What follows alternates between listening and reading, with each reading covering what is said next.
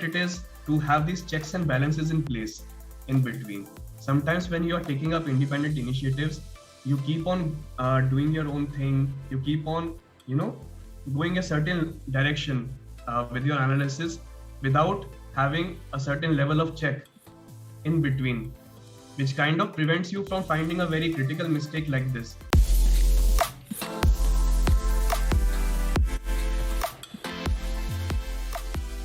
Hello, hi, and welcome all. So, I'm back with my new podcast session, and I'm Pushkar Shasmi, your host for today's session. And today we have with us Akya Bhatnagar, who is currently working in Indigo as an assistant manager in financial analysis and has also worked with Deloitte and many other companies. And he's also an alumni of IIM-Calcutta. So, hi, Akya, how are you? Did I say anything wrong again? Hello, Pushkar. And it's really nice to connect with you here, and it's really nice to be here with you all. Yeah, so Akya, as you have worked for many corporate firms, and you're currently working in a very good corporate firm, so like you might be having some mission and vision in your life. So like, what are those? So, if I look back at my career, throughout my career journey, I've taken many drastic shifts in terms of my education, in terms of the profile that I worked with.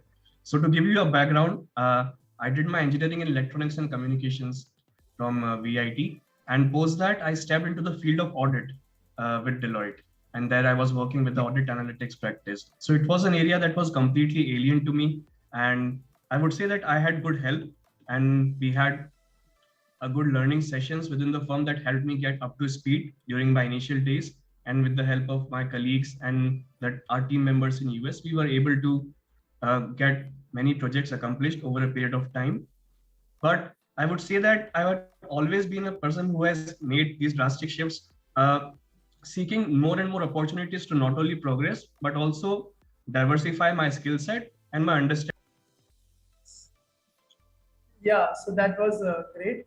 So like okay, as you told about your mission and vision values, okay. So like it was very nice, and you have your own mission and vision. So why don't you introduce yourself to our audience in this? Yeah, yeah, sure. So, hello everyone. And this is Akya, and I'm born and brought up in Ajmer, Rajasthan, and which is where I actually spent most of my childhood.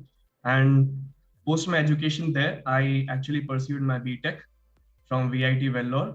And beyond that, I actually took up a position with Deloitte in audit analytics domain, which some of you are already aware by now. And after that, I did my MBA. And after that, I've transitioned to a role in Indigo. So one pattern throughout my career has been that I've been taking very different opportunities uh, in relation to my education, and primarily the reason to do that was to not only expand my skill set, but also to experiment and learn more and more. I mean, my philosophy in life is that we only learn when we learn what we are good at when we experiment and try many different things. So with Deloitte, with Indigo, even though these steps were quite drastic and they put me in uncomfortable situations, wherein in the initial days I would doubt myself and see that maybe this is not the place where I belong, or maybe this is not the place where I'll be able to, you know, do as good as my other peers are doing. Because sometimes you get this feeling when you're surrounded with smart people that maybe you're not the smarter of the bunch, or maybe you are not as bright as the peers that you are working with. But keeping putting myself in these challenging positions has had its own benefits, and over the years it has helped me build up my confidence. And I would say that I find myself in a position that now I'm able to take up a new opportunity. Even though I'm totally unfamiliar with it, I will be able to grasp what has to be done, make sense out of it, and give my own inputs and more own contribution. So this is, I think, one learning that has been there throughout my career. Now, I would like to take you all through my current role at Indigo. So the financial analysis team, as we say it actually sits at the heart of the firm. And I would say that our functions can be divided into three basic pillars at Indigo. First of all, our team is also responsible for any ad hoc or analysis request from management. Let's say there is a news article that comes in today morning, and then the management questions, hey, what would be the implications for aviation? Why don't you find it out?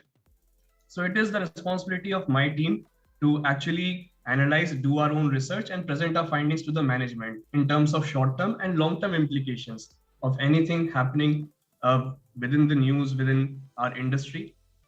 Another pillar of our team's functions is budgeting. So budgeting, as you know, is a very important exercise for any organization. More so in an organization like Indigo, which is in aviation space, wherein I think profitability is always a concern. We are always running on very, very tight margins. So that's why we have to budget for our engagements very, very efficiently. So this is one of the very important duties within our team, wherein we interact with all the departments. We understand their objectives, what they want to achieve within the span of next financial year, and help them allocate budgets, which help us determine what could be the net cash outflow from our side during the coming financial year. The another pillar of our team's functions is uh, driving the initiatives and process improvements within any all other departments. Now, this function is very similar to a consulting role. We are kind of like internal consultants, wherein all the departments within Indigo come to us with their own problem statements that, let's say, uh, they want to reduce the cost within a specific process, or they want to improve their turnaround times. So they will reach out to us with their problem statements. They will ask us to analyze what we can do. Is there any best practices that can be followed to make things better? Then we do our own research at our own end. And once we have a rough initiative in place, we try to make a business case out of it, which involves running revenue projections or cost estimates, or if there is any other new equipment that has to be brought in, the feasibility check, the cost benefit analysis of the new equipment or a new software that has been brought in. So all this combined makes us the financial analysis team at the heart of Indigo. Oh, So I guess that was really great and very informative that you told about the role that you do in a day-to-day basis, and how you manage the Indigo finance financial department. So yeah, I guess the people, those who are having the finance background and those who are working in some finance team, they might be surely relating with you. Like yeah, that's really great and very informative. So, like as you work in this day-to-day role, so like there are many times you have faced many challenges. Okay, so what were those types of challenges, and how did you overcome those challenges? so. I mean, the biggest challenge I would say in my day-to-day role is translating the department KPIs or how they measure their own success to actual financial numbers. Now, there's usually a disconnect. I mean, we at financial analysis, we have an idea on the company's finances, but oftentimes the other departments, they have more excellence on the operation side, on the process side. So translating those KPIs to the financial bullet points and then setting targets is one of the challenges that we face on a day-to-day basis. Now, what often happens is that there are always initiatives that are good to do and that would actually help in the operations sense, but sometimes are not very financially feasible at the moment with the company's current financial standing. So another challenge that comes here is prioritizing what initiatives have to take place on priority and what initiatives can be pushed to the next financial year. That is not to say that we have to compromise on the performance of airline. That is just to say that we need to uh, set these initiatives in place in such a manner that we are competitive and at the same time we do not compromise on our finances. So there is a very tight rope that we have to walk here, and this also involves saying no a couple of times to the departments, but also we are always ready to hear them out and hear the challenges and bring our own insights to what we can do, or if there is something else that can be done as an alternative to take care of the process and at the same time not hurt our finances as bad. Wow, that was great. That was great that you also face a lot of challenges, and yeah, finance is the backbone of the every company. So you might always be, be ready for any challenge and try to find solutions to those challenges. So that's really great and very informative. So Okay, I just want to understand, like, as you have worked for Deloitte also, so what roles and responsibilities you were working there? And there might be many times that you have committed some mistakes. So what mistakes you committed, and how did you learn from that, and it's affecting your present role, like in your present company? Sure. I mean, I can give you a brief introduction first of all about my role at Deloitte back then. So I was hired as an audit analyst at Deloitte, and my initial responsibilities within the firm were to actually perform a journal entry to trial balance reconciliation and find anomalies in the general ledger data that is recorded at the client side. We were primarily working with the audit teams stationed in the US who had access to the clients, who were able to get to the clients with our reports. And if we were to find any anomalies, they will get to the client, they will get their clarifications, they'll get back to us, and then we will record their findings to understand how their financials look like, how's their financial health, and how the company is doing in general. So the challenges, I would say, very first of all was to actually understand what matters to audit. So I mean, I was good on the technical side of things initially. I was able to analyze data. I was able to pull these reports. But there is always, when you have a millions of records at hand, there's n number of things that you can do. But not all of them would be useful from an audit standpoint. Identifying what matters to audit and identifying specific anomalies was one of the biggest challenges in my initial days.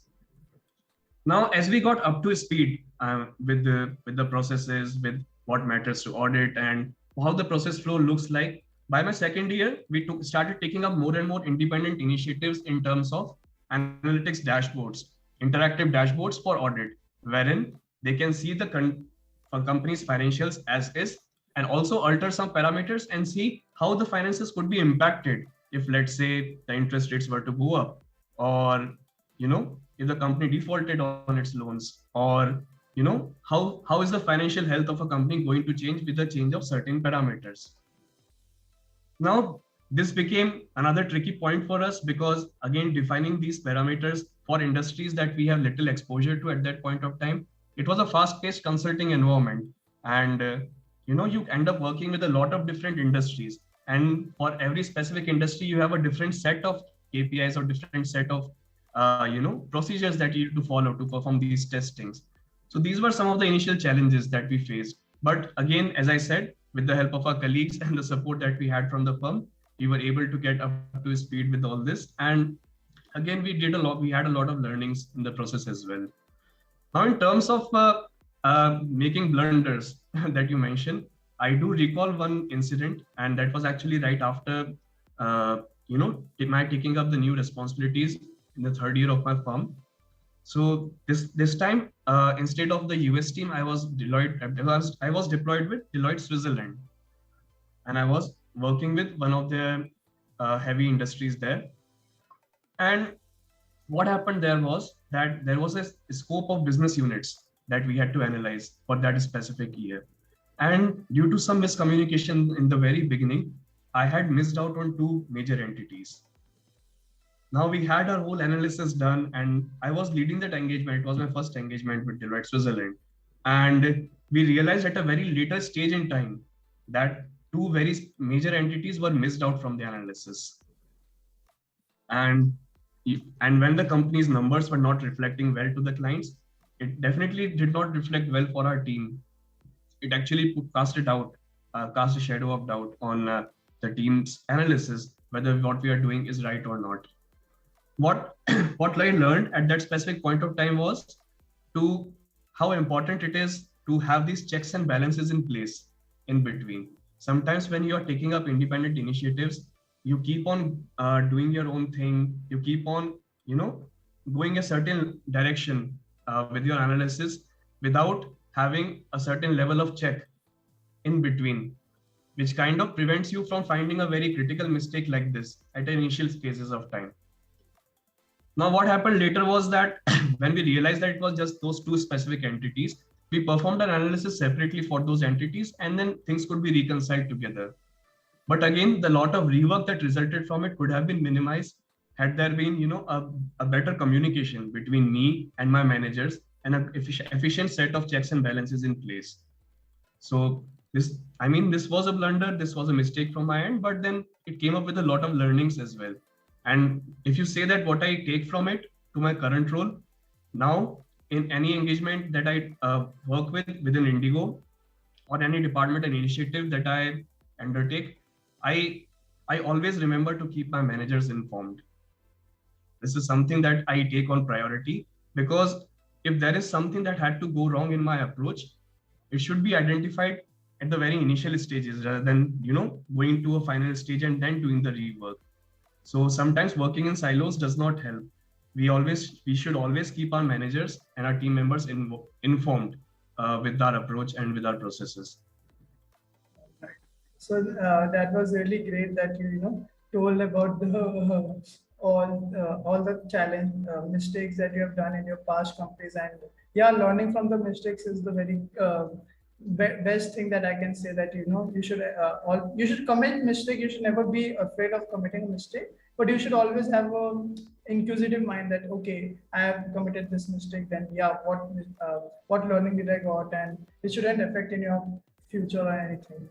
So that was a great learn. And also you mentioned about the team, that if you're having the right team members and right people with you, so then yeah, you are able to complete any task, or you are able to grow any organization. So yeah, right people is also the key for the success. So that was great thing. And as you have worked for many, and you have done internships in many companies, right? Like I saw that there was some OJAS, and like what was there, what roles you were working, and what learning did you got in there? So you specifically mentioned Team OJAS, and that was back from my VIT days. So it was a Formula Electric team of VIT. And back then I was responsible to handle the car's finances. So we were building our own car and we had a tight budget in place. And we had to ensure that we are able to take care of all these specifications and at the same time, be as budget efficient as possible. And also to bring in the budget for the car, we also needed sponsorships. I mean, who will fund the car after all?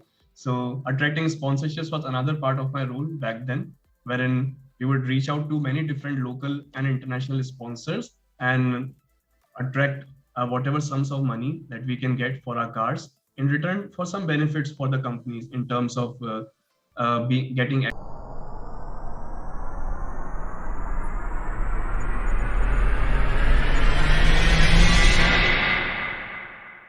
access to the student body of VIT, and getting to be a part of our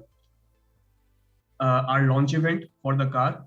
So it was a pretty exciting experience back then, and our car actually participated in the Formula Electric competition held in Hockenheimring, Germany. And I think it brings me back to pretty good days from college. Wow, that was really great.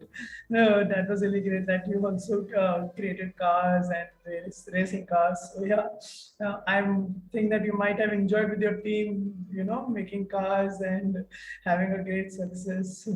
So yeah, that was a great initiative, and that was a great thing. So I would like to ask you, Akya, that as you are working in the finance domain, okay, and you're working for many long years, you have worked in this domain.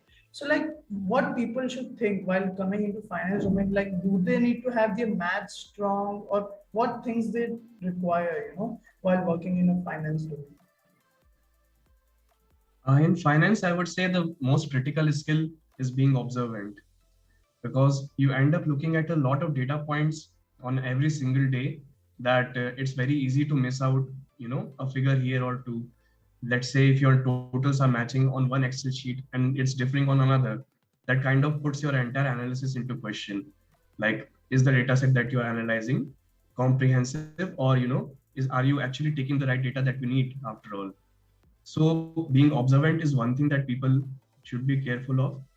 Talking about maths, I would say that nowadays much of our analytics is done, either on SQL, R, or we use Excel for most of our day-to-day things. So in terms of mathematics, even if you are decent with numbers, and if you are able to, work through your Excel decently, you should be able to get a grasp of things and understand.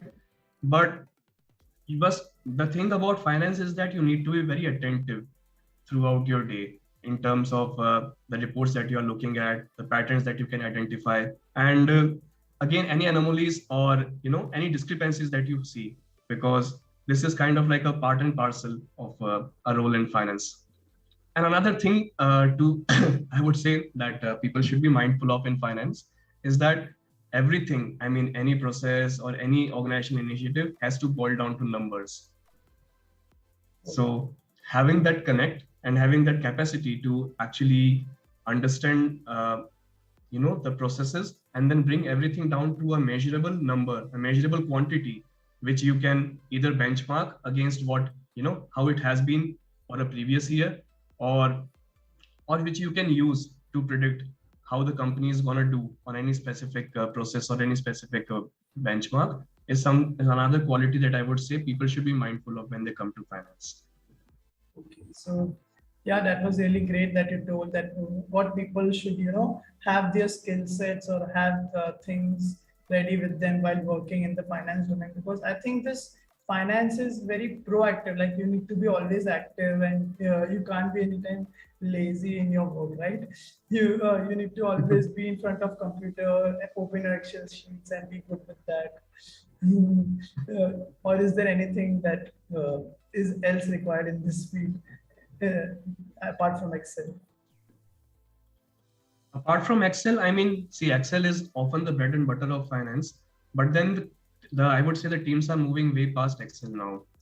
Nowadays, I would say a little bit of glance and a little bit of knowledge in SQL, in data analytics, or let's say in dashboard solutions like Power BI, Tableau, really helps in finance nowadays, because finance, I mean, is about analysis and also reporting. And nowadays, the visualization tools that we see in market, like Power BI and Tableau, are actually very much preferred by the leadership, and also are able to, present the data in a more visual and more appealing way, which can actually help you identify what's important and how to measure a company's progress on any specific, parameters, or any specific, I would say, any specific parameters, any specific benchmarks, KPIs. It's very easy to do that using these visualization tools. So I would say that Excel is definitely the bread and butter, but people should start moving beyond Excel and get themselves become more technically proficient as well within finance. That's true. That's true. That people should go beyond Excel, and they should do many more certifications like NISM certifications.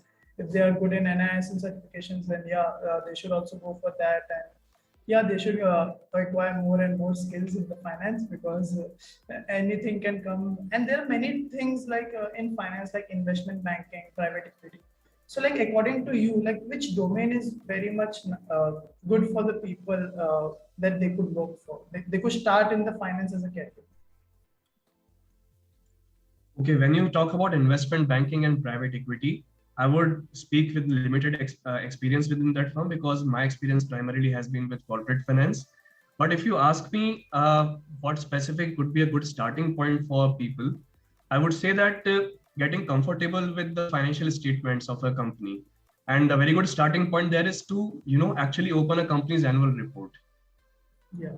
If you're able to make sense of of their income statement, of their balance sheet, then I think you have half the battle won in finance, because those specific balance sheets and income statements not only tell how the company is performing, but also speak of company's financial health, and how the company is likely to do in the future. And when you come to private equity and investment banking, a big part of your role becomes evaluating the companies on their specific financial health, and what kind of valuation they command in the market, and if they were to go for a merger with another company, let's say, what could be the ideal, that synergies that could be realized with the merger of two specific entities. Or if a company was to be acquired by another entity, then again, what should be the right, the right amount, the right bid amount that should be made for the specific company.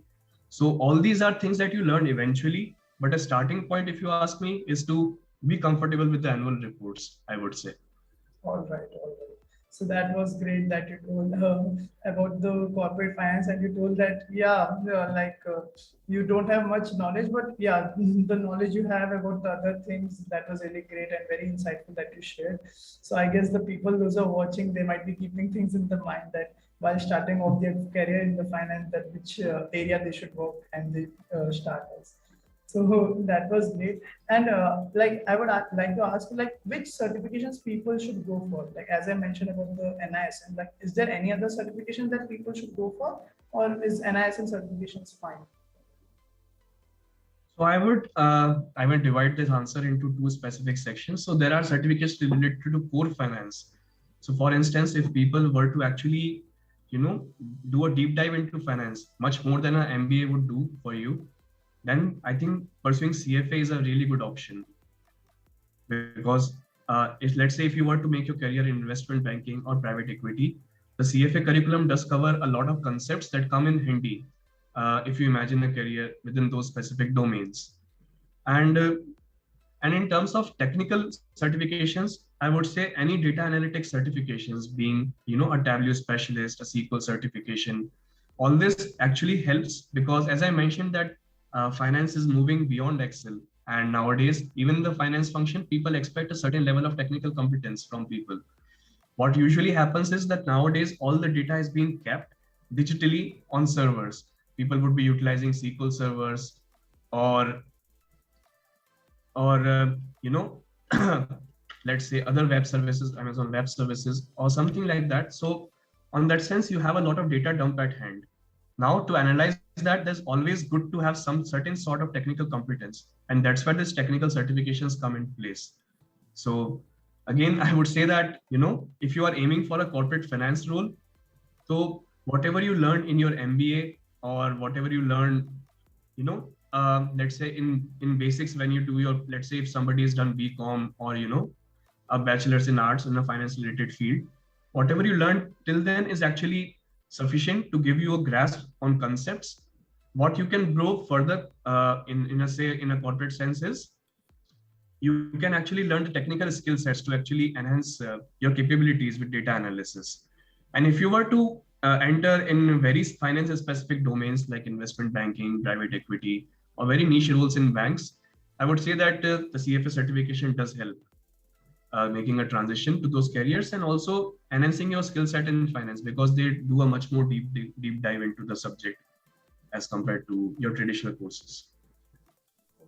That's really great and very informative that you told CFA, because I think that nowadays every finance people or every other person who is into finance are doing CFAs, because the working professionals are also, I'm seeing that they are even also doing CFAs so that they can get a growth in their organization or growth in their career. So yeah, CFAs are really an important part of for the finance people. So uh, if a person who is in marketing, okay, so like how can he develop interest for finance, like if he wants to explore the finance field, so like what things he should read or any books he should go for?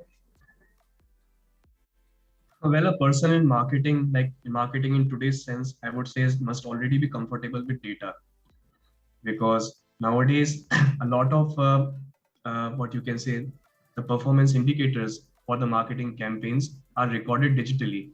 Yes. Using Google Analytics or various different analytic solutions are available in the market nowadays to do that.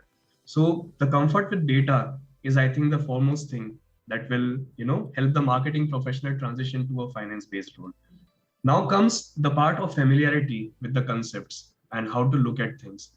So then again, I think I would say the best thing to do is to go back to the very basics. You need to open a company's balance sheet and income statement, and then go line by line. You go with at this point of time, definitely I would say books and YouTube tutorials, and there are a lot of educational sessions from many different educators nowadays on YouTube, on Udemy, or many other platforms. But I think it's always good to, if you have access to a friend who's working in a similar domain, just sit with him or her, or help him, that ask him doubts and ask his own opinion on a company's balance sheet and how should I look at it, what are the things that I should look at, what does this mean, what does that mean. So the peer learning part of it, I guess, is something that can make people start getting comfortable with the role. And then again, most of the learning, as you say, in the job happens on the job.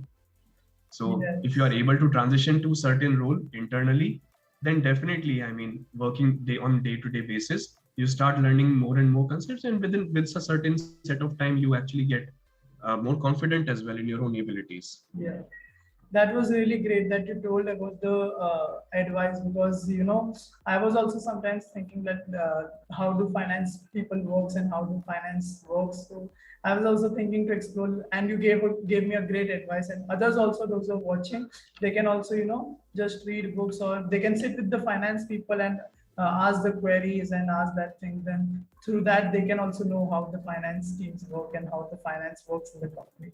So that was a great thing. So, like, I just want to ask you, okay, in your opinion, like, how can this Grow Junction help people, to grow in their career, or people to work in good corporate companies? How can it, in your opinion? So the very first thing that I notice you people are doing is bringing in industry experts from various different domains. So that is a very good starting point, because I would say that when I was looking through your videos, there would be so many profiles and industries which I absolutely have no idea about. What is the day-to-day functions like? What are the responsibilities like? So I think in terms of introducing oneself to these opportunities, it's a very good initiative, because I think it's always better to learn about the roles and responsibilities for someone who has been there and done that. So in that sense, I would say Grow Junction is doing a good service to all its viewers and all the people that are regular viewers of your content. And other thing that I would foresee, I mean, Grow Junction doing in future would be to conduct mentorship sessions for interested participants, wherein like, let's say you go through a video, you realize that this is a domain that I want to know more about, or this is a domain that I would want to potentially transition to in future. So in that sense, connecting the audience to the speaker and having these mentorship sessions wherein they can not only ask doubts but also get very specific guidance on where they are at the moment, and how they can transition to the role that they want to go to, with a set defined steps which they can take to ease their journey a bit during this transition. So this is something that I foresee Grow Junction do in the future. Wow, that was really great, and very great advice you gave to us, that we are helping other people. Yeah. So I guess the people, all I would like to tell that we are providing this platform and we are doing this podcast so that bringing professions from big companies and giving their experience and giving their views, like how did they improve in that field, and they're working in currently. And yeah, that's a great thing that you do about the Grow Junction. So coming to the last part of the session, I would really like to thank you, Akya, for being here and for giving us this insightful and a very informative session on finance and telling each and every detail about the finance. So yeah, thank you so much. Anything you would like to say at your end for our viewers, or anything, any advice you have? First of all, it has been a pleasure being here, Pushkar, and you have been a great host, and I really enjoyed interacting with you so far. And in terms of any advice that I would want to give to my viewers, would be, I would give a very generic advice. I mean, that applies for many things in life. That I think on a day-to-day basis, we all face a lot of challenges, be it work, be it personal relationships. I think what people often mistake is that people think that they are alone, they are isolated in their challenges. So reaching out is the first step to get to a position wherein you feel better and you are able to grow ahead from where you are at the moment. So let's say if you are facing a challenge at work, and if you brood over it, and if you keep criticizing yourself, or if you keep thinking that maybe this is not working out for me, instead try to reach out to your colleague, try to tell them, please help me out. Because I would say that my team, my colleagues, and the people I've been with have helped me uh, much more than I would have ever imagined uh, growing up. I mean, because sometimes we often feel that when we are in a certain position, we often anticipate the worst, and we feel that the help is not within our reach.